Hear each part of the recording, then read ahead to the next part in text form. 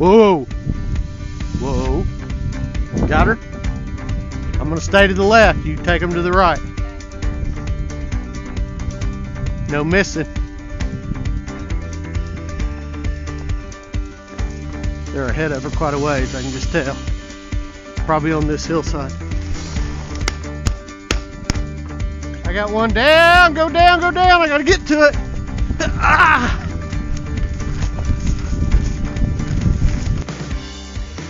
Welcome to the Wandering Wingshooter podcast. My name's Ryan Reddick, and I'll be hosting the podcast. I've hunted upland birds in my home state of Oklahoma all my adult life, and over the last 15 years have wandered in pursuit of game birds to Arizona, Colorado, Texas, Kansas, Wyoming, and Michigan. This great country is incredibly majestic, and especially so when viewed from behind a pair of bird dogs. I've met dozens of wonderful people in the uplands, and I hope to introduce you to as many of them as I can through this podcast. Join me as I wander the uplands, learning about birds, dogs, and guns. Today I'll be talking with Brent Pike of Pyke Gear. Brent is a Michigan grouse hunter and entrepreneur. We'll be talking about Pyke Gear's clothing line, Upper Peninsula grouse hunting, and Oklahoma bobwhite hunting. The podcast is sponsored by Pyke Gear. An upland hunter who hunts hard needs clothing that is light and makes hunting easier, not harder. An upland hunter is always on the move and always thinking about his next move. He needs clothing that can move with him, clothing that doesn't hold him back or weigh him down. Pyke Gear is designed for upland hunters who are always on the go and always dreaming about their next hunting trip. Visit PykeGear.com to find the best upland hunting clothing you will ever wear. Follow Pyke Gear on Facebook and Instagram. Good evening, Brent. How are you today? I'm doing well. How are you doing, Ryan? I'm doing so good, man. It's starting to finally cool off a little bit down here. No more triple digits, I don't think, this year. Well, that's good. We're finally starting to. Every once in a while, we'll get a little glimpse of a cool, brisk morning. And I was up north this past weekend with some friends and saw some maple trees starting to turn a little color. It's probably more due to heat than anything else, but it still kind of gets you excited about fall when you see those first leaves starting to change color a little bit. Oh, a cool morning is right now just a dream for us, but I can dream. I was up in the Upper Peninsula a couple weeks ago training some dogs on sharptails, and I woke up one morning. It was 45 degrees. I froze my rear end off all night long in my sleeping bag. So I've got like a 50-degree bag that's great for the summertime typically, but boy, it was not great that night. I did not sleep well that night. That'll make you dream of the fall. It sure did. It was great to get out and run dogs that morning for a couple hours.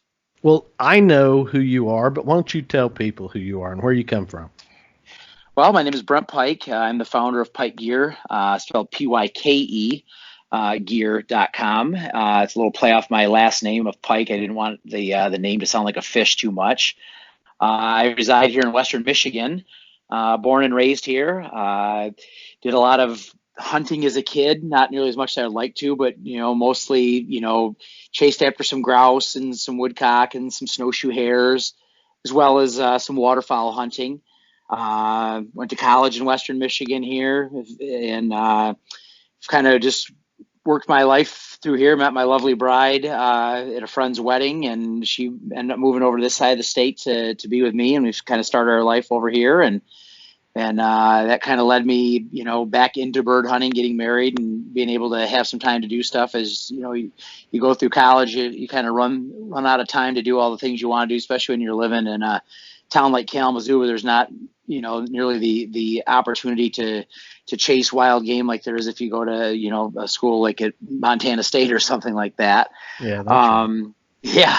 So I got married, and one of the first things we did is started looking for a dog, and I was invited on a pheasant preserve to do a hunt, and I got to hunt behind a really nice German short hair pointer. I'm like, oh, I'm getting one of those. And sure enough, about probably 3 months later, I did a bunch of research, as I do on just about everything, and found the right breeder, and snuck in the last second to get a German short hair. And she was a better dog than I deserved to start out with, and she taught me a lot, and did a lot of preserve hunting when I first started, because I thought that wild birds were pretty much non-existent. You read about all the things people tell you, there's not many birds out there, this and that, and And I had an older gentleman that I met at the gun club that said, "Hey, come on, I'll bring you along and show you some spots." And I learned a lot those first few years, just hunting with another gentleman, and learning what he was doing and what I was doing. And obviously I read every book, every magazine, watched all the TV shows. And back then, the internet forums were big. That was kind of, the pre-Facebook and Instagram type stuff where, you got into a lot of discussions with people, and, you ran into a lot of internet experts on just about everything. I think they're still out there. Oh, I think they are too, for sure. And, just started learning more and more on my own, and started doing more traveling on my own, and started making some trips to South Dakota and to Kansas, and and then the Upper Peninsula of Michigan. I've been going up there now. I think this would be my 17th year going up there. I go up there 3 to 4 times a year in the fall, and I try to get up there 2 or 3 times in the summertime to run dogs on sharp tails and rough grouse up there as well, to train my younger dogs and get my older dogs kind of polished up, and just kind of been an amazing ride so far. I've met tons of, all my best friends now are bird hunters, to be honest with you. I mean, I've met these gentlemen through various things like Upland Journal or Michigan Sportsman, and Facebook now, and it's kind of amazing, as much as we bitch about how social media can tear people apart. It can also do the opposite too. If you have the right mindset, you can meet some great people that are like-minded, and do lots of fun trips with them. I mean, you've met all my friends and have become friends with them as well. Mike and Bob, and and Ben Edinger, all those gentlemen, are guys that I've met through the internet basically, and through the Rough Grouse Society because of the internet and things like that. And I kept track last year. I hunted with 24 different men and women. Hunted quail with 24 different men and women. That's amazing. And liked most of them. I will say I enjoyed the time I spent with most of them. Not all of them, but most of them. Well, you're more generous with your time than most guys are. I mean, and I've got another friend, Fritz Heller, who's very generous with time. I mean, that gentleman kills a lot of birds, but he dedicates a fair amount of time to bringing new people out, and and showing them what he knows, and showing them how to do things. And it's nice that we've got people like you and him that introduce new people to the uplands, or even people that have been doing it but maybe have not been successful at it.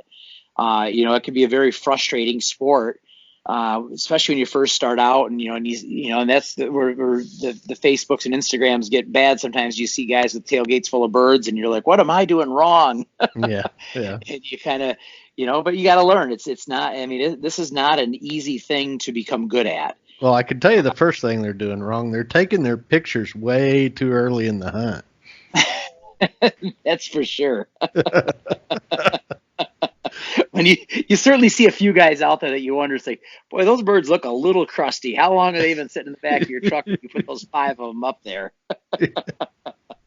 There's always a few jokes about guys like that out there. That's for darn sure. But no, I mean, it's great that there's people out there that are willing to take time, away from their schedule and away from their hunts to introduce new people. And, but that's truly how you meet some great new people, is in introducing them. And I'm trying to emulate people like yourself and Fritz, where, I'm trying to introduce some new people to the uplands, or people that have been doing preserve hunts and have maybe not been successful in the wild bird category, and trying to get them out there and, show them what to do, as opposed to just, showing them where to go, showing them how to read cover, and, what kind of cover should you look for at this time of the year and this time of the day. And, what are some of the key things to look for in ground cover when you're grouse hunting, and it's good for you, and, good for the other folks out there. Another friend of mine, Steve Rodak, he's a big Cocker Spaniel guy, and he's been just fantastic at showing me, new covers. And this guy knows every type of plant in the forest, and just a super educated guy. And it's fun to talk. It's fun to hunt with people that are pointing out, the what is that growing on the ground there? What is that growing on that tree? Why are there birds in this stuff? Oh, this is wild raisin. This is what grouse prefer in September and early October. This is their food of choice. And if you look for this, you'll find grouse. And it's really a neat thing to go out with educated people that can really show you some stuff. Oh, and I've loved coming up there and meeting those men and hunting grouse in your home territory. That is so much fun. Such beautiful country too. It really is. I mean, just as it's probably as foreign to you as Oklahoma was to me the first time I went out there. I mean, it's like, it's so beautiful and in completely opposite ways. I mean, it's amazing to go out there and see where these wild birds survive. I mean, you look in some of these areas and you think, well, how could a bird even live in there? It's so thick. Or how could a bird live in there? There's nothing there, but they make a living in some pretty interesting places that, I love hunting wild birds in their native landscape. There's just something about being in their natural habitat as opposed to, hunting even, farm fields and things like that. I mean, I understand that's where, a good way to find pheasants and such, but, it's fun to hunt sharp tails and rough grouse and bobwhites and blues and stuff like that, and grass and plum thickets and draws and, aspen stands. Yeah. And, I'm amazed, Brent, the number of people that I talk to that are really wild bird hunters, but that got started hunting preserved birds.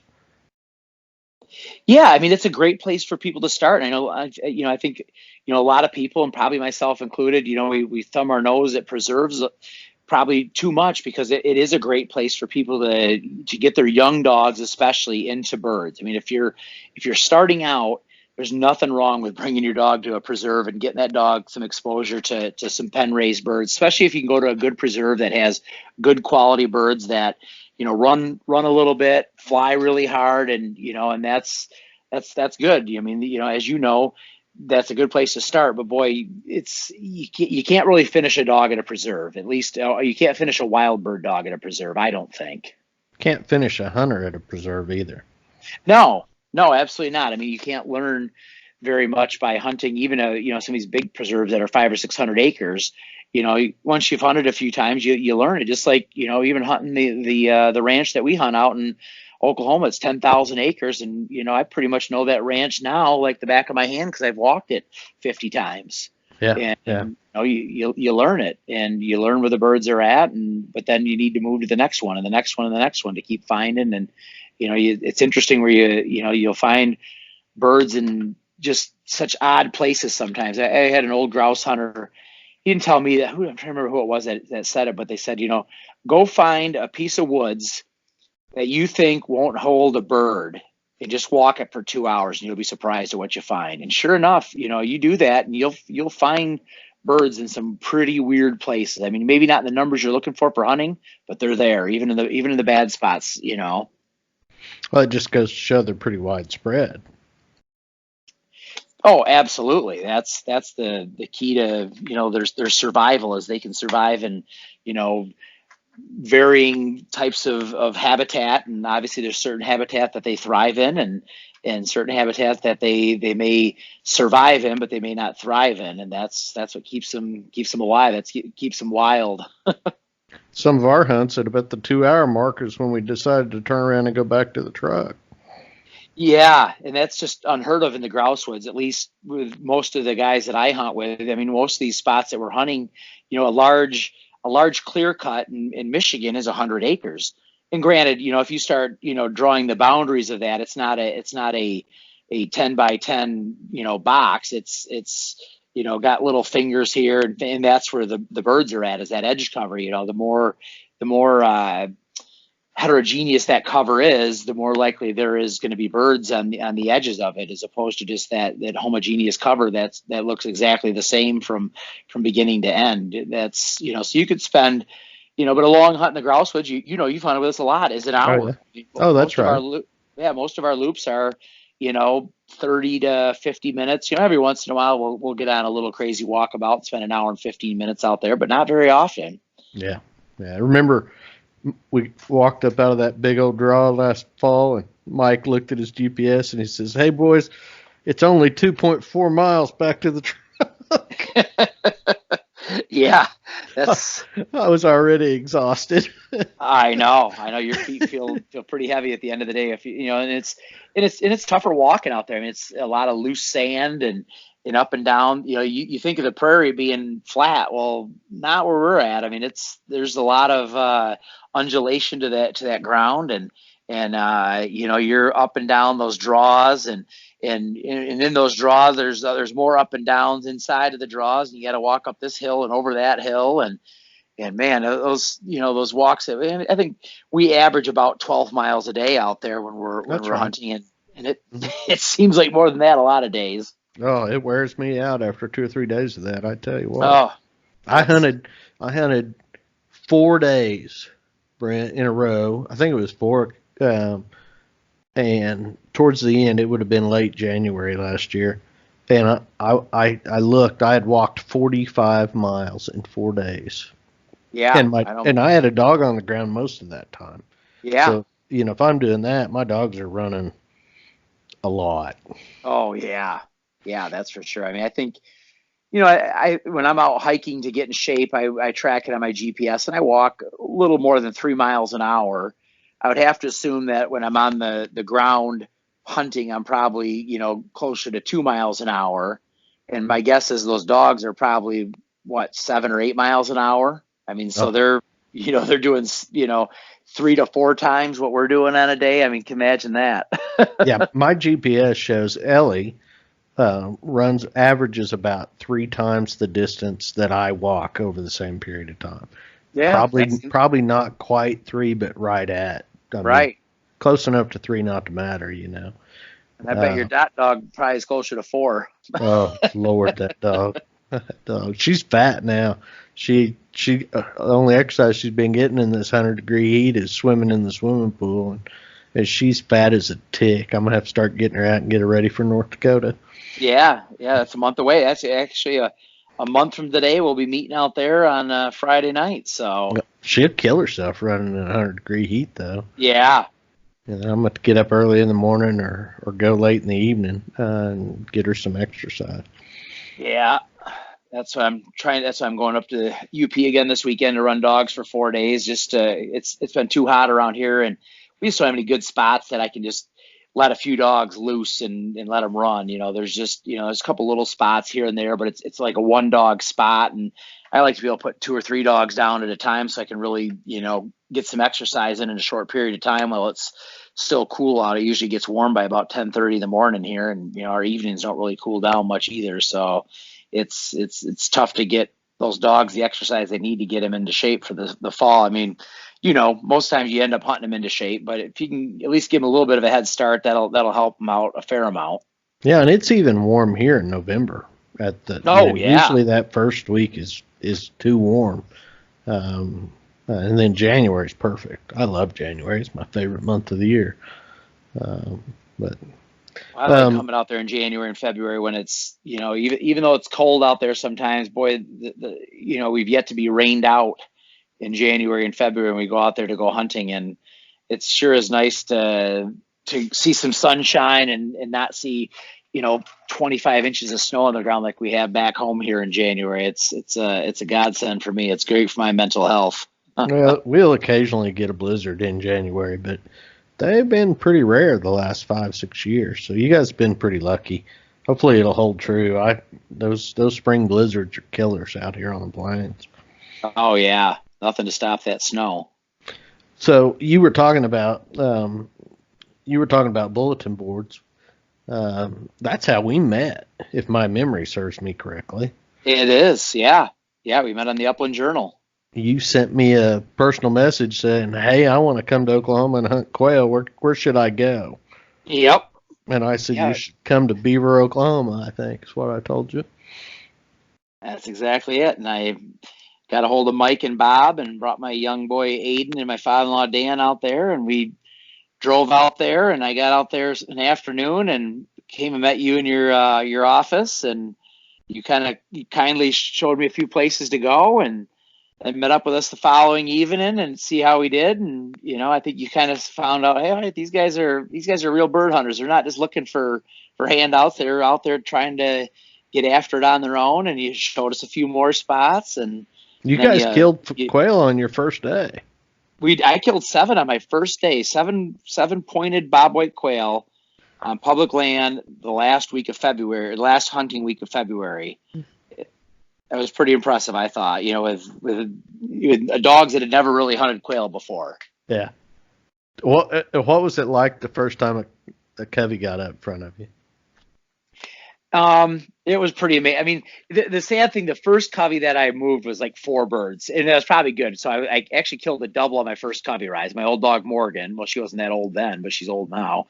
Yeah. Pointed him, and I killed a double. I'm like, holy cow, that was cool. There's only 4 of them, and I didn't really know much about quail hunting at the time, and we hunted around. We found a fair number of singles. I think there's a lot of guys that were pushing birds around, so there was a lot of singles here and there, but we got into a couple bigger coveys at the end of the day, and boy, when you see, there's just nothing like having a big covey of quail go up in your face. I mean, it's the most unnerving thing you can ever imagine. I mean, it's just, I would tell everybody that possibly loves to bird hunt to you have to experience a covey rise at least once in your lifetime, or you haven't experienced bird hunting. I mean, it's just, even to this day, you walk in and you got a dog on point and you can't find the birds, and all of a sudden you're in the middle of them and they just blow up in your face. It's just the most unnerving thing you could possibly imagine. It's like walking to your deer stand in the middle of in the morning and having a rough grouse explode underneath your feet. It's just, even the dog on point, there's birds there, it's still unnerving. Yeah, and that, I have to say, to this day, there's just, other than my family, there's nothing that I love more than my Ellie Mae on point out there. And I know there's a covey of birds there. I just know. I can tell from her body language. I can tell from the cover. I can tell from years of walking in on dogs that, okay, there's a covey of bobwhite quail there. And it still gets me every time. It still makes my heart flutter every single time.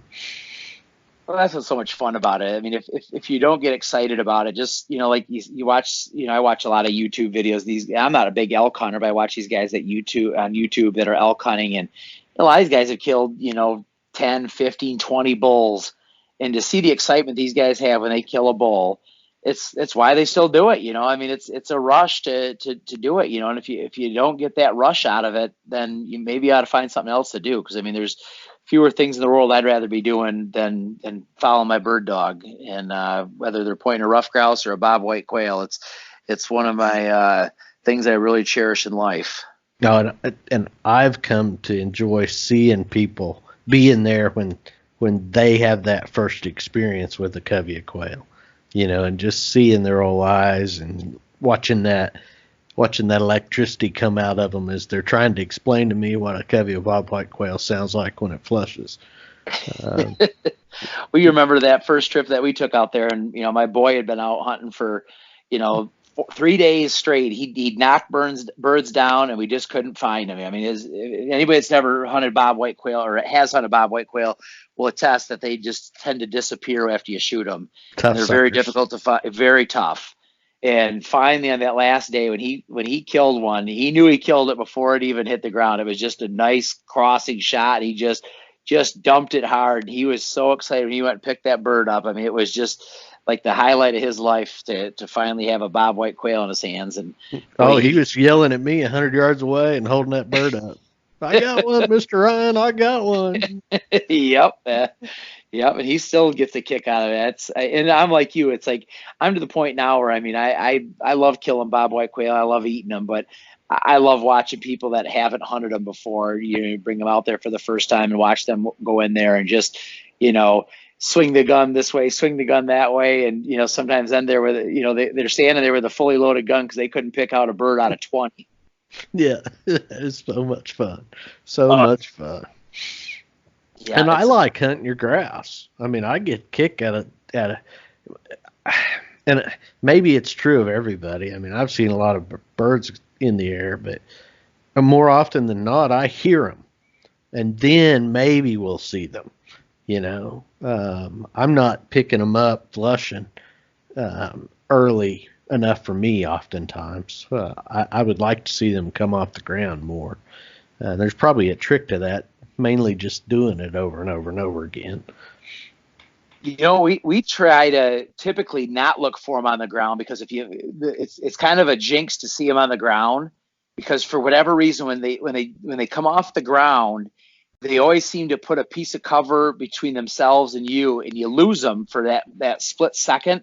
You're almost better off keeping your head up and waiting for that bird to appear than you are to try to find it on the ground and watch it come up, because it's just, I don't know what it is, but I mean, if you ask every grouse hunter, almost every one of them would tell you that seeing a grouse in the ground is not a good thing for trying to kill it.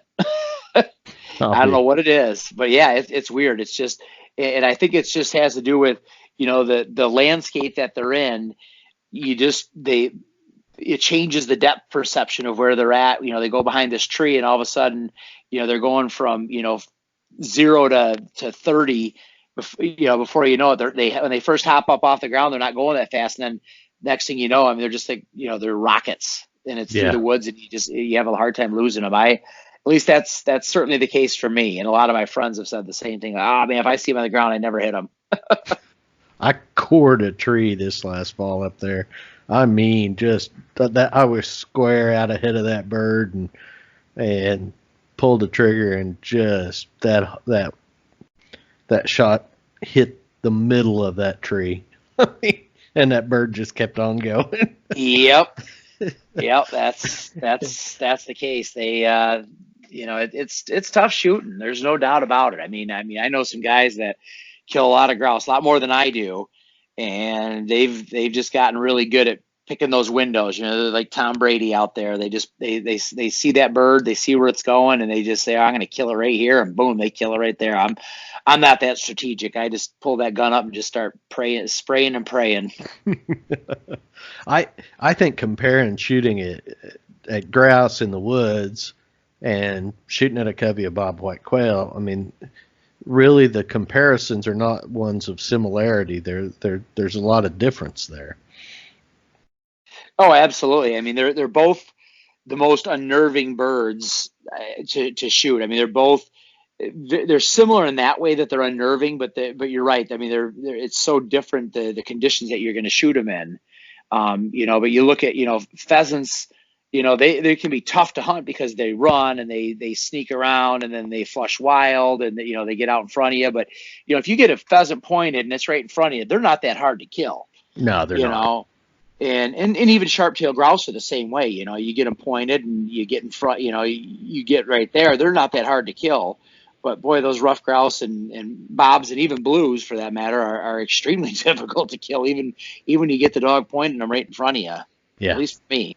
I think the blues fly faster. I mean, maybe it's just my imagination, but I think they fly harder than a lot of the bobwhite singles. Them blues, when holds the tight and you get right in on them, and they just come up right at your feet, and they are buzzing getting out there. Yeah, they are fast little suckers. Yeah, I love shooting blue quail. Probably my favorite game bird, to be honest with you. I haven't hunted them enough to get that appreciation for them. I mean, certainly I've shot a few over the years out there, but there just hasn't been a ton of them the years that we've been out there. I'm hoping that this year there's more of them, because I would like to spend some time dedicated just chasing after blue quail. And I was actually at Justin McGrail's tonight picking up my my young pointer puppy Izzy. And he said, he's like, if we get a day out there, that's right. He's like, the key is we'll put a little Cocker Spaniel down, and we'll go out there and we'll flush those things. And he's like, if we can spread them out and get them to, and you know this, if you can get them to spread out before they flush, he's like, they'll hold super tight. Then you get a pointing dog in there, and just boom, they can point. He's like, and they're a lot of fun to hunt then. Yeah, and you need little breeze. Any bird out there. You need a little breeze. Little right? breeze, yep. Yep, a little humidity. And then if you flush them into some cover, some thicker, heavier grass, and that breeze will hold them. And I mean, you won't get them up unless the dog finds them. They'll just hunker down and not fly for love or money. And a good little flushing dog or a pointer that knows their business, and you can really have a lot of fun. That's my favorite shooting right there. But you got to do it all. Things have to kind of click about half right for it to work. Well, that's the thing that I've struggled with out there more than anything is just the varying levels of scenting conditions that we get. Mm-hmm. It's I don't think people have an appreciation for how difficult it is. And I think we probably face the same thing hunting grouse and pheasants, these days where you just can't find birds. They're there and you just can't find them. And I think that, scenting is just so difficult sometimes. And I think it's more difficult down in that dry, arid areas of, the Oklahoma Panhandle, the Texas Panhandle, that, you go out there and you've hunted that spot, earlier in the season and you saw 3 or 4 coveys and you go out there today and you don't find a single one of them. You see tracks, you see their roosting piles and all that other stuff. And, there's just, you just can't find them. And they're, that they're there. And, and every once in a while, maybe you literally walk into a covey and the dogs ran right past them. You just can't smell them. That's right. Smell them. Yeah. And I've hunted some in Arizona, southern Arizona. And I got to tell you, Brent, I think that the scenting conditions, just in a general sense, are probably easier there than they are here in the Oklahoma Panhandle. Really? Yeah, and I mean, a lot of that stuff's desert country, but it just didn't. My dogs didn't seem to have that same problem. Where you just know there's birds there and they're not finding anything or showing any sign. I didn't run into that in Arizona. Yeah, I hunted Arizona one time and it was up in the what's the forest up there near Scottsdale? That's not the Tonto, is it? No, I don't know. I can't remember the name of the national forest. And it was mostly Gambel's quail. Yeah. And man, we saw hundreds and hundreds of quail every single day. But boy, we couldn't get close to them. We didn't get any dog work out of it. It was just so dry. And the guy I was out there hunting with, he'd been out there for a month and he's like, they just hadn't had any moisture whatsoever in about 60 days. And it was just, well, like it was in Oklahoma 2 years ago when we really struggled finding birds. It was just, you didn't have any moisture for 90 days or something like that, or 120 days. And, yeah. The ground was just powdery and the dogs just struggle, I mean, they just can't, even when there's humidity in the air, the ground just would suck it right up. And it just, made it very difficult for the dogs to find birds. Yeah. Yeah. I'll be interested to see what my dogs do in North Dakota. I assume it's going to be mostly big grass pastures, but probably some farm ground also. It'll probably be a lot like what they're used to in a lot of ways. Yeah, I'm sure your dogs will do just fine. I think it's probably easier for dogs to go to that than it would be for our grouse dogs to go to the desert to hunt. Your dogs are used to that arid condition and they live in it all summer long. It'll be interesting to see how my dogs do going out there compared to hunting around here and such in the summertime, trying to get in shape. Yeah, and you've talked about starting with a short hair. What all breeds have you owned? So my first 2 dogs were short hairs. I had one was a really nice short hair and one was a really nice dog, but he was a terrible bird dog. And I convinced myself after that I need to try something different. So I got a pointer, and that's my Morgan dog, who's 10 and a half now. I've killed birds over that dog. Yeah, she's been a good dog. I mean, even though that dog's been through a lot. She's had both of her knees replaced. Last summer while running on Sharp Tails, she had a stomach flip on a Saturday, of course, and I had to, drive 2 hours from the middle of nowhere to an emergency vet. And luckily I got there on time and they were able to save her life and fix her. And then last fall, she took a big stick in the tongue when she just came off. She'd been on the sidelines for about 8 weeks after that surgery. And I brought her up to the UP when you and Jason came up there, and she took a big stick to the tongue. and I pulled that thing out, and I couldn't. I thought it was just like jammed in there, like between her tongue and her teeth, but it Yeah. was stuck in there about 2 inches, and she had this giant hole. How it didn't hit an artery or something like that is beyond me. But she was fine after that, and then about a month later, it's probably God, it was longer than that. It was like December. She had this big like nodule on her neck, and I'm like, what the heck is that thing? And my son was petting her, and he felt something. And so I squeezed it, and all this pus and stuff came out, and so did a piece of wood. Oh. And I'm like, holy cow, that was so it was a piece of that wood from that stick that was stuck in her tongue. I'll be done. And so I started working around there a little bit further and moved some more pus around, squeezed some more pus out, and pulled out an even bigger piece of stick. Ugh. Like, oh my gosh, and I got her on some antibiotics, and she was no worse for the wear. She was back out in Oklahoma the next week hunting with me. But man, that dog has been through a lot. I mean, blew out her knee. She's only missed one hunting season from injury though. That she blew out her knee on opening day of grouse season one year. It's a year after she blew out the other knee during training season, but she was back in time for hunting season. So she's a good old bird dog, but I think you said to me one time, boy, the only thing that ain't broke on that dog is its nose. That's right. Got a crooked tail, and its legs look like they've been glued together, And man, she's a bird finding fool.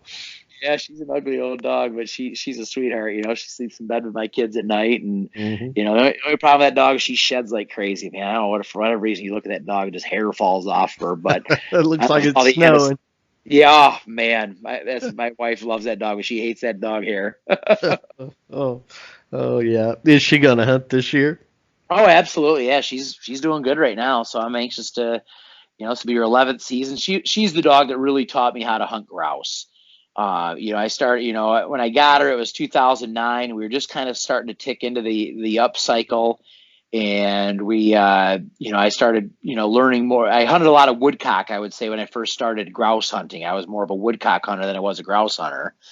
And I started, wanting to find more grouse and she's a dog that you don't really, you just kind of follow her. You put her down and just let her go, and you just kind of follow her, and she just kind of leads you to birds. And I have not had a lot of success with puppies, being these phenomenal out of the crate bird dogs, but she was one of them that I think I probably could have done almost no training with her, and she would have been probably as good as she is right now, just because she's a bird finder. She knows how to stand birds. She likes to point birds. She doesn't like. I've never seen that dog rip a bird. I mean, she's bumped a few birds here and there, but I've never seen her intentionally take out a bird. She just, she finds them, she points them, she stands there, and if they move off, she'll move with them. I mean, she's one of those rare dogs that can, she'll leave if she's got a bird point and that bird's like moving out on her, she'll leave that scent cone and go out there and circle in front of the bird and pin the bird between you and her. I mean, she's just,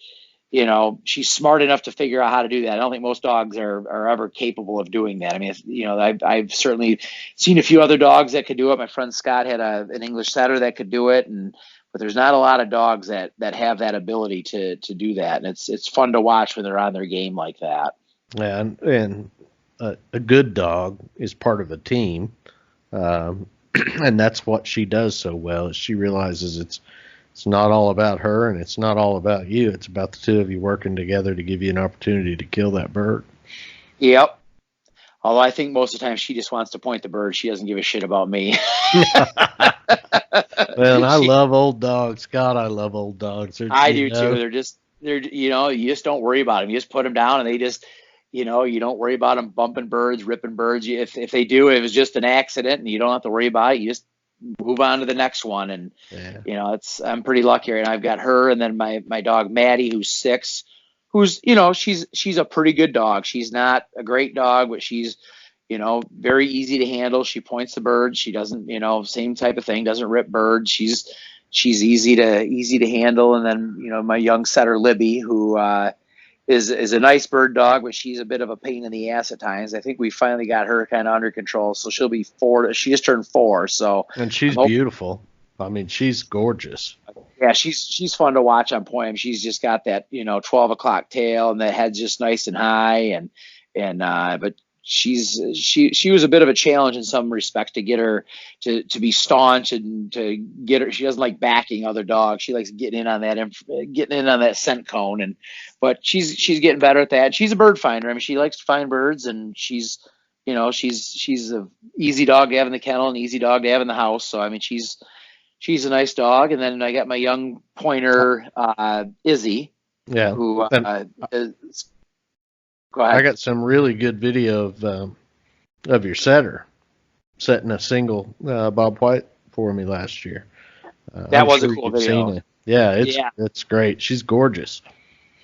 Yeah, she just running along and just that slam on point. I mean, there's something about watching a dog that's just running full speed, just frickin' pump the brakes and just literally go ass over apple cart to point a bird. I mean, it's if you haven't seen it, it's just an unbelievable thing to see. I would assume most people listening to your podcast have probably seen that, but it's just amazing to watch a dog do that, and it's I even more haven't amazing seen it to show a enough. dog. No, I mean it just doesn't happen that often. I mean, typically dogs are hunting and they find that scent and they start working the scent to where they think the birds are, and then the good dogs will follow that scent just close enough that they can get to them and point them and without flushing them. And the bad dogs will just keep working and they flush the birds and you have to go find them another way. Yeah. Oh, and I know I don't have to tell you, but losing an old dog, man, that's hard. I had to go through that last year, and losing an old bird dog is tough on a guy.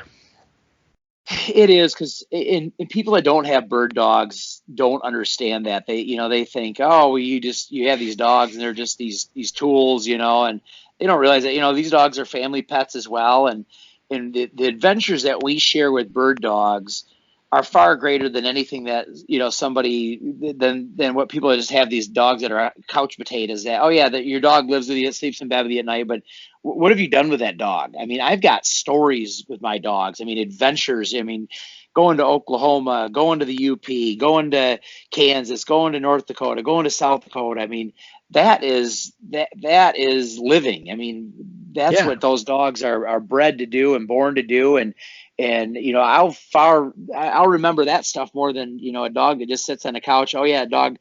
I could put a treat on its nose and it'd hold it for 30 seconds. Wow, that's really neat. I think that relationship, Brent, is the closest to that ancient relationship that mankind had with dogs way back. Because like we do, I think that ancient men would roll out of bed in the cave on Saturday morning and gather up the dog and go mammoth hunting or whatever, and then come back and sit around the fire and eat part of the kill and scratch dog's ears and tell stories and probably drink a little beer, just like we do, and people that don't participate, at least in that way, with their dogs, maybe don't have as true relationship with them as non-hunters would have, and that's just my opinion. Oh, I totally agree. I mean, I think that and not to say that they don't love their dogs, but I mean, I always get a kick out of people that say, oh, well, your dogs, they live down in the kennel. I'm like, yeah, they live in a kennel, but they get time in the house too. They come upstairs and spend time with me. They don't get run of the house, but again, the adventures that I share with my dogs when we go camping up in the Upper Peninsula or hunting in Oklahoma, I mean, those are things that I remember far greater than any dog just sitting on a couch doing nothing. Yeah. And so, have you owned any flushing breeds? I have not. I grew up as a kid with golden retrievers, and I always wanted to get one of those, but they're hard to find good hunting golden retrievers now. I mean, I know there's a few out there. There's a few people that are breeding some really quality dogs, but they're hard to find. And I've just kind of really fallen in love with watching these dogs go on point and walking in and flushing birds. It's just, and I've got some buddies that have some really nice flushing dogs, and I really enjoy hunting behind them. But I really enjoy walking in on a dog that's standing there and you've kicking up a bird and, shooting it. There's just something about that that's just exhilarating to me. Yeah, and Carmody's talking about bringing that English Cocker down to Oklahoma this year, and I'm looking forward to seeing it work. I'm anxious to see how hard he has to work to keep it, working in shooting distance.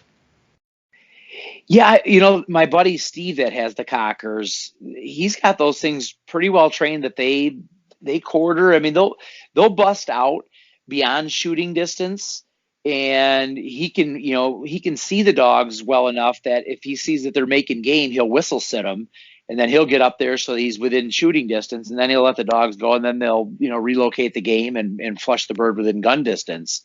And it's an amazing thing to watch. I mean, a well-trained flushing dog is really fun to watch. I mean, I think a lot of people think that, oh, you just need to have that dog, it's always got to be 15 to 20 yards in front of you. But again, my buddies Fritz and Rick Heller that had the Labradors, I've hunted those guys. Those labs are out there 75, 80 yards, and they're just, and they won't bust birds. The owners are watching them and listening to them, and they can kind of tell by the cadence. And if that dog's starting to get hot, they'll whistle sit it, and we'll move on up and get there. And then the dog will relocate the scent and flush the bird in front of us and kill it. It's a very effective way to kill birds. I'll tell you that much. And it'd be effective on quail. I'd like to see that work. Oh, for sure. Especially, you get some birds cornered in a plum thicket or something like that. You just send that dog in there and just bust them up. I mean, how much fun would that be? Oh, that'd be great. That'd be great. And in thick CRP grass. Oh, for sure. Especially when you go over to the Hitch Ranch and do some pheasant shooting. Oh, yeah. That'll be a lot of fun. That will be a lot of fun. Well, tell me about your clothing. Tell me about your clothing line. Well, so I guess let's kind of start from the beginning. I worked all the way through college and after college in the outdoor industry, working at ski shops, ski and backpacking shops. So, I was very familiar with Gore-Tex and polyester clothing that doesn't absorb moisture, dries quickly, sheds water, et cetera, et cetera. And so I loved all that type of clothing for skiing and backpacking and hiking. And I'm like, man, this stuff it's really nice stuff. I mean, this is great. And when I started bird hunting, I started, kind of looking into, the bird hunting clothing out there. And I'm a gear junkie. So just, truth be told, if there's an item out there that it looks cool, I'm going to buy it. I'm a sucker for that stuff. I mean, you see the back of my truck and you laugh every time. You say, holy God, what don't you have in there? So I got into bird hunting. I'm like, oh man, look at all this. This is some pretty cool stuff. All this wax cotton. I mean, Filson has these wax cotton pants, these wax cotton chaps, these wax cotton jackets. And man, I'm going to buy all this stuff. This stuff looks great. And I bought it. I'm like, man, this stuff is really cool. This is some interesting stuff. I really like it. And the first time I started hunting with it, I'm like, oh my gosh, I'm like dying. I'm literally just sweating to death. I'm a sweater to begin with. Yeah. And I started wearing this stuff and I'm like, this stuff's too heavy. So I started, heavy and hot. Heavy and hot, exactly. And none of it had any stretch component in it. And it's cotton absorbs moisture really well, but it does not shed moisture worth a darn. So, you stick a pair of cotton pants and you walk through a dewy field and those pants absorb all that moisture. It takes all day for those pants to dry out. So you're typically uncomfortable for most of the day, especially in those days where it's, it doesn't ever really warm up. It's just kind of those overcast, dewy, wet days, and your pants are just soaking wet from your crotch down to your freaking ankles. And, they're heavy, they stick to you. And I just started looking around. I'm like, man, there's gotta be some other stuff out there. I mean, I bet you I bought 100 pairs of hunting pants in the last 15 years. I mean, literally, I'm buying 4 or 5 different pairs of pants a year. And, and then I started getting to the point where I didn't like any of the stuff that was out there. So I started taking some stuff that was out there and modifying. I was taking like Patagonia pants and Marmot pants and adding stuff to it to try to make them work, or I was just wearing those pants even though they weren't really designed for bird hunting. I'd wear them and I'd get scratched to hell, but I wasn't soaking wet at the end of the day, and it was more comfortable, and it was easier to climb over logs and things like that, and even a lot of that stuff didn't have any stretch component in it. And then I found some stuff that had some stretch in it. Stretch has really just kind of hit this type of market in the last, or the rugged outdoor stuff in the last 5 years. So, I found some stretch pants, not yoga pants like the girls wear, but some heavier duty pants that had some stretch in it. I really like those. And I'm like, man, if I could get something with, a little bit heavier facing on it, that would be perfect. And, again, started looking around, and there was nothing out there. So I kind of came up with the idea of, about 3 years ago, I'm like, I'm going to design my own pair of bird pants, and I'm going to pitch it to some people and see if I can get somebody to make me some pants. And I started, doing all the research, and I had a designer draw some pants up for me, and I liked the way they look, and, they didn't have anything on them really. But they were, they were nice. And I decided, well, I'm going to get some fabric from some various companies out there and have somebody make some pants for me. And I did that, and I've had I used Torre. So like the search for the perfect upland pants. The search for the perfect upland pant. And what I found is I'm going to end up probably having about 5 different types of upland pants, just because and I think that's where there's been a huge disservice in the upland world, is the fact that I think everybody tries to make things that are quote unquote versatile. Oh, this is the most versatile pant we've got. You can use this for grouse hunting and for quail hunting and for sharptail hunting, and as you know, from hunting bobwhite quail to sharptails to Mearns quail to pheasants to gruff grouse, it's such different territory that you can't really have one pant that works great in all of it. That's right. It's a jack of all trades, master of nothing. And certainly, the pants that I'm making, will be versatile, and, you can use them for various things, but I'm going to have pants that are kind of climate specific, bird specific. The first pair of pants I got coming out, the Kiowa Pant, is going to be an early season pant, really designed for light duty grouse hunting, but more for sharptails and maybe early season pheasant. It's a really lightweight stretch polyester with a lightweight nylon facing on it, so it dries. It's got a heavy duty DWR coating in it, which means durable water repellency. So it sheds water. And when you do get them wet, they dry extremely fast because the fibers don't absorb the moisture. And that's where these pants will just be light years ahead of anything else that's out there, is the fabric itself is just way better than anything else that anybody else has ever used. I mean, I'm doing the direct consumer model, so I'm cutting out the middleman to sell these things, so I can use the best products available out there. And it's expensive to use good fabric and have the stuff made in the USA. All that stuff is super expensive to do, but it's the only way to get the best quality out there. The other thing that I did that people said I was, and it sounds like it'll work really well in southern climates. Here it'll probably be something that I'll use for the better part of the season. I think you'll enjoy them a lot for, it'll be fine like in the sage flats. Certainly if you start walking through plum thickets, you're going to get poked a little bit here and there because it's lightweight. They're very airy. The main body of the pant is made out of a fabric called Dot Air. So it's a stretch polyester. And if you look at it, there's microporous holes throughout the fabric. It's very durable, but if you stand out in the wind just blows right through. They are super. They're really comfortable. I was wearing them up sharptail dog training last week, and it was 80 degrees, but there's a little breeze, and it's like, oh my gosh, these pants are so comfortable to wear. The wind just blows right through it, so you don't get that sweat underneath your pants that just sticks to you. And then, like I said, it's got just a light nylon facing on it. So, it stops the grass is very abrasive. So it helps knock down that abrasion. And, if you're walking through, some raspberries and, plain aspen stands and stuff like that, they'll be great for that. What I will tell people is, you're not going to want to walk through multiflora rose or blackberry cane or things like that, and they're not designed for that. We'll have pants that are designed for that. That'll be heavier base material, heavier facing material, designed for a little bit cooler weather as well. We're going to have a couple of different water resistant pants. We'll have some pants that are completely waterproof. We'll have some that are highly water resistant.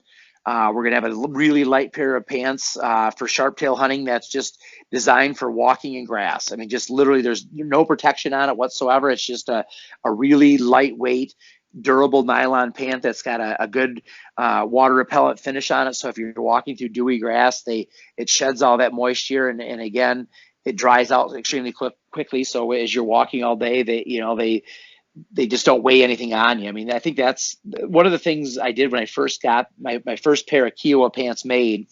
I threw them on a scale, and I'm a big guy. I'm 6'2", 250 plus pounds. And so I wear like a 40-inch waist in these pants. And I put them on a scale, and they weighed 19 ounces. Oh, you doggone. Yeah. I had an old pair of Patagonia pants, or not Patagonia, excuse me, Orvis pants that I put on the scale. They were 36 ounces. So these pants are almost half the weight that the Orvis pants are. And so, I mean, just that. And a lot of people think, oh, what's the big deal, right? We were talking earlier, averaging 12 miles a day. Yeah, that's every ounce matters at 12 miles does. a day. It absolutely does. And, I mean, I'm building these pants for hardcore guys. I mean, and if the weekend guy that hunts, 2 weekends a year wants to buy them, hey, great. I'd love to sell those guys pants too, but I'm really working hard to develop pants for people such as yourself and myself that hunt, 20 to 40 days a year and are walking, that 8 to 12 miles a day when they're out there. And like you said, that extra, pound that you're carrying, a pound and a half that you're carrying every mile. Think about that. I mean, it's just hundreds of pounds that you're carrying throughout a season that you don't need to be carrying just in your pants. And that doesn't count the water weight. That doesn't exactly the water weight and just the drag. I mean, I think most people can recall the time where your pants get wet and you're trying to walk over something and your pants are just sticking to you. Yeah. And it's just that drag is, I mean, it's not something we can really quantify because, there's not a way to measure, how many pounds of pressure does it take to lift a leg up that is on a soaking wet pant leg versus a dry one. I mean, but you know the feeling. I mean, your legs are just exhausted from carrying these heavy wet pants that are sticking to you. They're terribly uncomfortable too. There's nothing worse to me than, hunting when it's 45 degrees out and wet. It's just miserable. Yeah. And I don't like being miserable. Like I said, I'm a gadget guy, and if I can find a way to be more comfortable, I'm going to do it.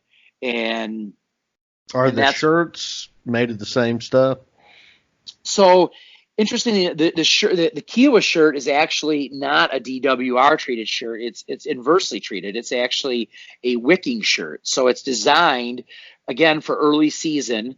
Where you're out perspiring a lot and the shirt will take that moisture that's next to your skin, pull it off your skin and dissipate it within the fibers of the shirt and dry extremely quickly. So again, the way your body cools itself is by perspiring, but it only cools itself when that perspiration actually evaporates off your skin. So that's why when it's really hot and humid, you get, really sweaty and sticky and you just don't, it's hard to cool down. Well, these shirts will actually help you cool down because they'll actually pull that moisture off your skin, get it into the fibers of the shirt, and the shirt then will spread it out. I mean, it just like a good cotton towel, when you put it on you, it sucks all that moisture off you. This shirt does this, but what it does by sucking it off of you, and it actually spreads out throughout the fabric. And again, the fabric is not a water-loving; it's called a hydrophobic fabric. Mm-hmm. So I'm kind of nerding out on you here a little bit, but it sounds like you've learned a lot about fabric. Yeah, I have. I've learned more than I would probably care to in some instances. But the the fabric is actually treated so that, it doesn't love water. I mean, it sucks the water up, but then it doesn't want it to be on it, so it helps it evaporate. So again, it helps keep you cooler. So on those days where it's 70 degrees out and you're really perspiring, that shirt will help keep you cooler than you would be even on bare skin. So it's, again, not a shirt you want to wear through blackberry cane and stuff like that. This is designed as an early season shirt. The nice thing about this shirt too is the season goes on, if you want to put a layer over the top of it, that shirt is a great shirt to have next to your skin because it's very soft, very comfortable, and it wicks that moisture away from your skin. So it's a very versatile piece in that regards, that you can use it underneath your jacket that we'll be working on later in the season. Yeah, put like a wind layer. Out here in Oklahoma, that old cold wind gets to blowing, and if you have something that'll break that wind, that'd make a good base layer. Absolutely, and that's and then we've got wind jackets and water resistant jackets. So one thing I decided in my jackets is I'm not putting hoods on my jackets. I think I've seen some of these other companies that are coming out with like hooded upland jackets, and I'm like, why would you ever want a hood on an upland jacket? I mean, to me, if it's that nasty out, I'm probably not going to be hunting. I mean, one thing I've learned about bird hunting is if it's pouring down rain, you're probably not going to be very successful. And if it's snowing that hard, you probably shouldn't be out bird hunting anyway. So, we've built jackets that have a nice high collar on it, so you can, keep that wind and off the back of your neck. But also, if you're in the woods, you're not going to get that tree branch that drops water down the back of your neck because the collar comes up back behind your head. We've also worked really hard to get the most durable, lightest weight material possible for both our wind jacket and our waterproof jacket.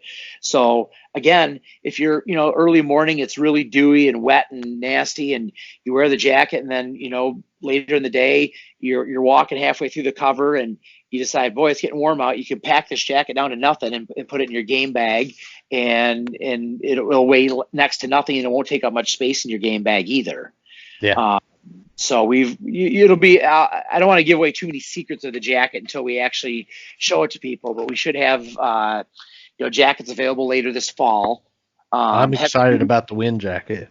You'll like that one a lot. You'll like it a lot. I mean, I've designed it for what we're doing out in Oklahoma. I mean, because again, a lot of these wind jackets and waterproof jackets that they make them so damn durable that they don't breathe at all. So they're extremely durable. They're extremely windproof. They're extremely waterproof, but they're so heavy. And they're so heavy. They don't stretch. They're heavy. They don't breathe. I mean, I would rather give up some durability on a jacket and have it be lighter weight that I can pack down to nothing and it breathes really well for me than have a super heavy duty jacket last me 25 years. Yeah. I think that I'm building some really good, tough, durable stuff. But I will give up a little bit of durability to have lightweight stuff. I mean, that's the key to this stuff is it's light and it's durable. Is it going to be as durable as wax cotton? No, it's not. But it's probably a third of the weight. And it's going to breathe better. You're going to be much more comfortable. And I've never worn out any of that wax cotton jackets and stuff like that. I mean, I wear out the cuffs and the pants and things like that. And I've been wearing Gore-Tex jackets in the grouse woods for 10 years. And I've never worn out one of those either. Yeah. How many, think about what the average bird hunter, how many days they spend in the field a year? 3 weeks? Maybe 4 if they're lucky. If they're lucky. Yeah. I mean, so this stuff will last a lot of guys, a lifetime. It really will. The hardcore guys, I still assume will get years of use out of this stuff. And, by the time that they wear it out, they're probably going to want the next latest and greatest thing that I got coming out anyways. So yeah, there you go. There you go. That's my theory on this stuff is, it's got to be light. It's got to be comfortable. It's got to be stretchy. I mean, every fabric that I'm using has a stretch component to it. And if you do any research on stretch component fabric, it's really expensive to make because think about this. And I just learned this a while ago. If your average loom of fabric is say 60 inches wide, which is 5 feet, to make it 60 inches wide with stretch fabric, you actually have to make it close to 70 inches. So you have to use a fair amount more fabric to actually make that 60-inch wide fabric the same width because they stretch it out when they're weaving it. Yeah. It's stretched to 70 inches, and then it shrinks down to 60 when they take it off the loom. So that's why stretch fabric's so much more expensive, because they have to. It's more fabric. It's just plain more fabric, and it's more labor intensive to make it. It's more stuff. Exactly. Yeah. Exactly. And the polyester fabrics they're just expensive to make. They're just not. I mean, good polyester stuff and the good nylon stuff. I mean, you can buy cheap nylon stuff at Walmart, but I guarantee it's not the same as the stuff that I'm using, the stuff that Kuyu's using, the stuff that Marmot, Patagonia, North Face. I mean, they're using high end textiles, and there's a reason why those jackets are expensive. I mean, I used to balk at why these jackets for $300 or $400 until I started seeing how much money it costs in zippers and then in fabric. And then the really expensive thing, even the stuff that's made in China, is, I mean, labor is expensive. I mean, it's really expensive here in the States, but I can control my quality much better in the States. And I think that, we make, better products here than they do overseas by and large. I mean, there's certainly some quality sew shops overseas, but, I can drive to my shop in a couple hours and sit down and chat with these people and say, hey, we need to change this design. We need to make this more durable. We need to do this. We need to do that. And they do the same thing to me. I mean, my shirt patterns came out and they said, hey, this shirt calls for a 13, a 14, and a 15-inch zipper. Could we just do them all in 14? I'm like, yeah, absolutely. So just doing things like that, it saves the consumer money, saves me money, so I can, put more money back into making new, better products for people out there. And I know I love the idea that people have work because of that, Yeah. I mean, I've, it's nice to know that, the people that I'm employing are, they're Michigan people. They're, it's pretty cool to go into a shop and see people say, hey, thanks for building your stuff in the United States. I mean, I'm helping employ a lot of people. I mean, I didn't really think of that when I first started, but when you start seeing people tell you that, it's like, wow, that's pretty cool. That I'm helping some of these people out by building the stuff in the States. And like I said, I mean, I could make more money having this stuff made overseas. There's no doubt about it. I could sell it for probably the same amount of money and make it for less money. But I think the quality is going to be better here. And the fact that I can, go talk with these people and they'll talk with me if they find a better way to make things. We're continually striving to make better products.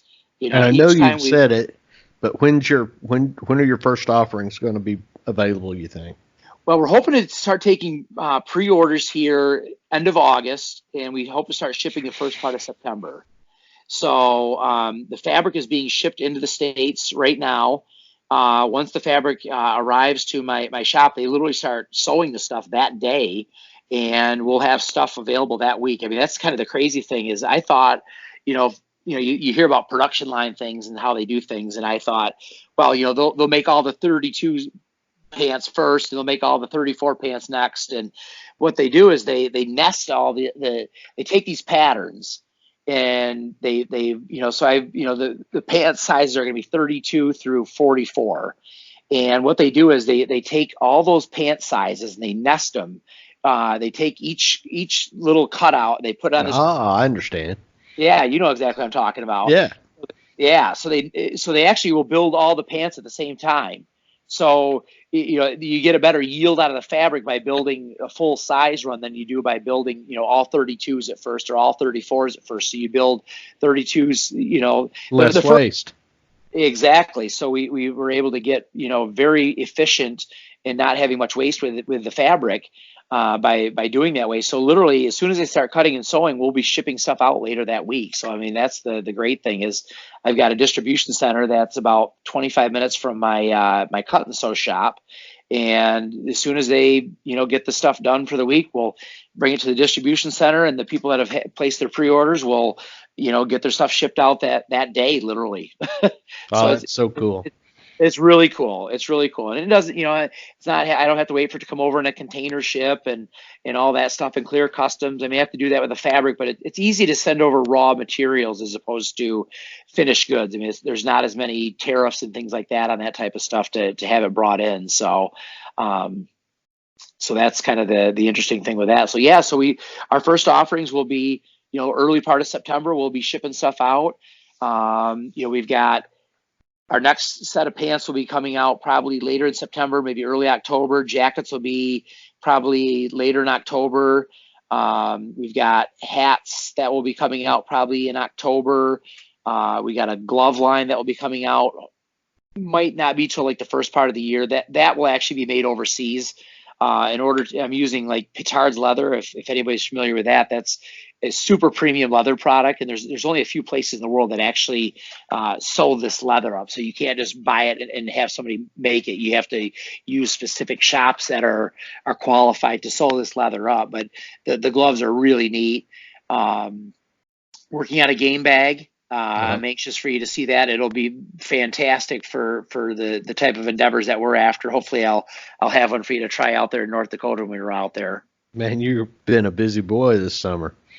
I have. I've been working really hard, and my biggest fear is people not liking what I'm building. I mean, I've got a lot of input from a lot of people that are, hardcore bird hunters, and I field tested a lot of these fabrics in different ways, and a lot of the fabrics, to be honest with you, is fabrics that other companies have used and have field tested over the years. So I know that this fabric is a good quality fabric, and then I just add my overlays to it, and then I go out there and field test it that way. But I've already got a pretty sound basis that it's a good fabric. But that's what keeps me up at night is I'm trying to please everybody as possible.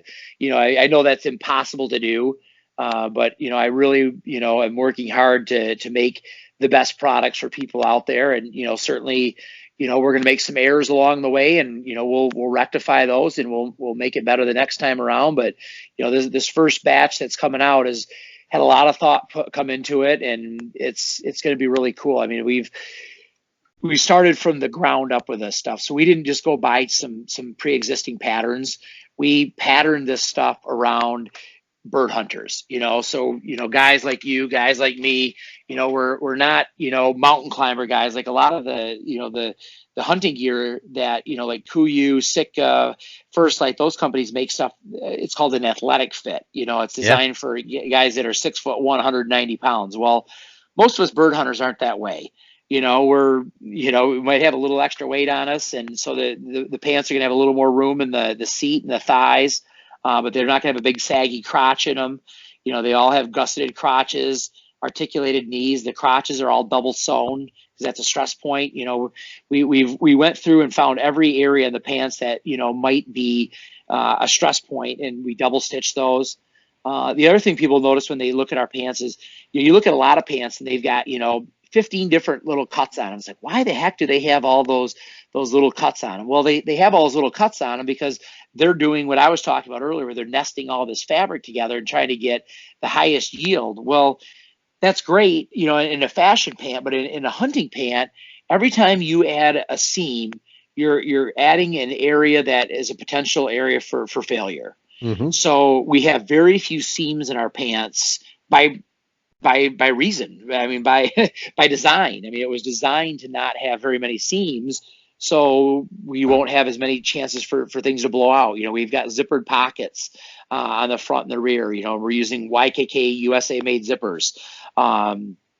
So we're using the best zippers money can buy, and you can put your keys in the front pocket or your wallet in your front pocket, and it's not going to fall out. It's not going to get filled with garbage. One thing I hate is at the end of the day when I empty my pockets and I've got a cell phone or something like that, and it's just filled with debris. My pockets are just filled with garbage. So we put zippered pockets. Exactly. I mean, if you've hunted sagebrush, you know exactly what I'm talking about. It's just it infiltrates everywhere. So we've got the pants closed up pretty good in the areas that can collect debris, and we've again eliminated a lot of stress points. And the stress points we do have, we've double stitched them so it'll last longer. You're not going to get the blown out crotches. It's got the stretch material in the crotch, so again it moves with you. You're climbing over a log, or you're dumping down into a draw, and you're stressing those pants in different areas. It flexes with you, it moves with you, and it's really high quality durable fabric.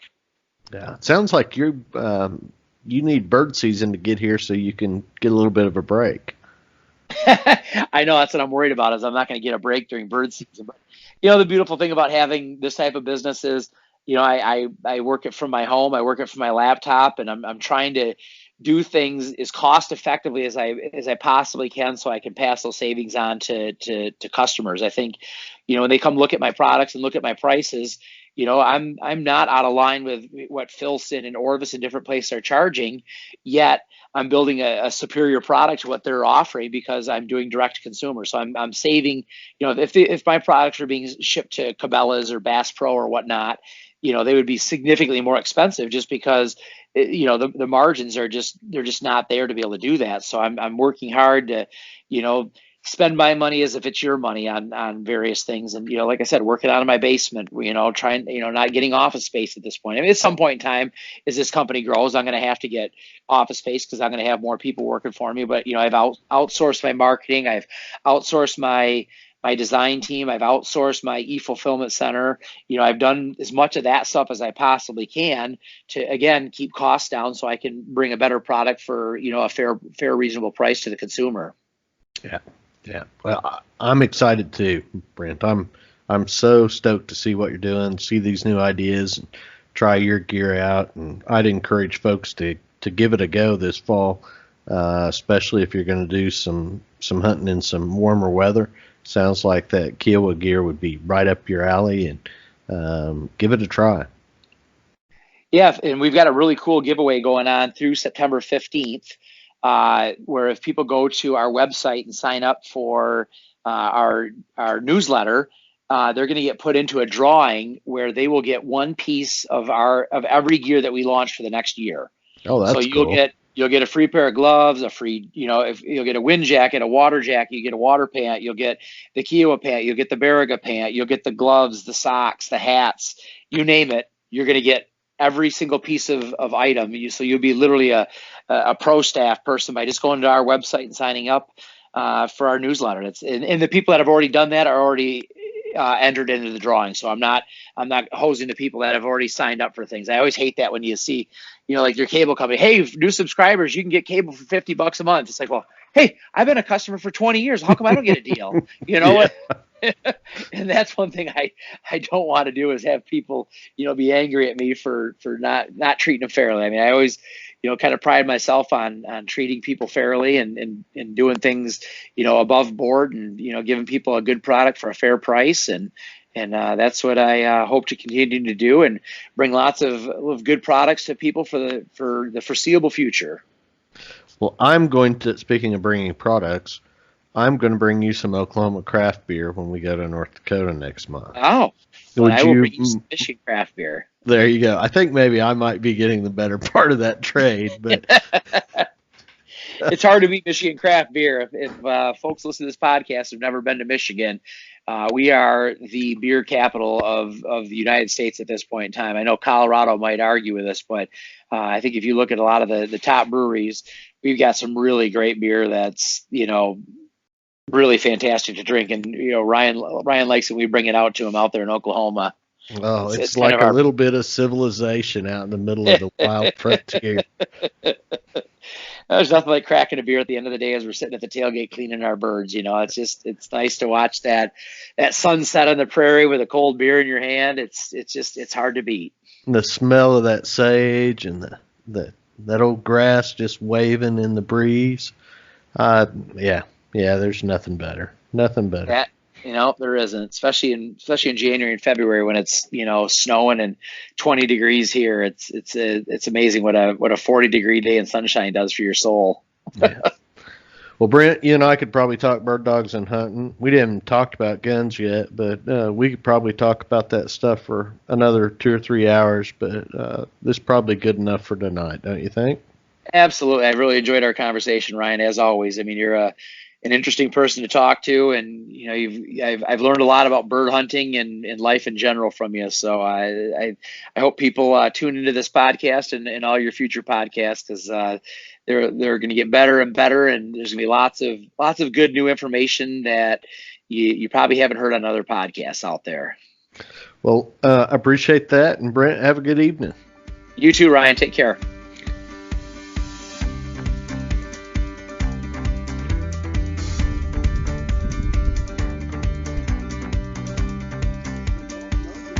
Oh, they're here. They gotta be here.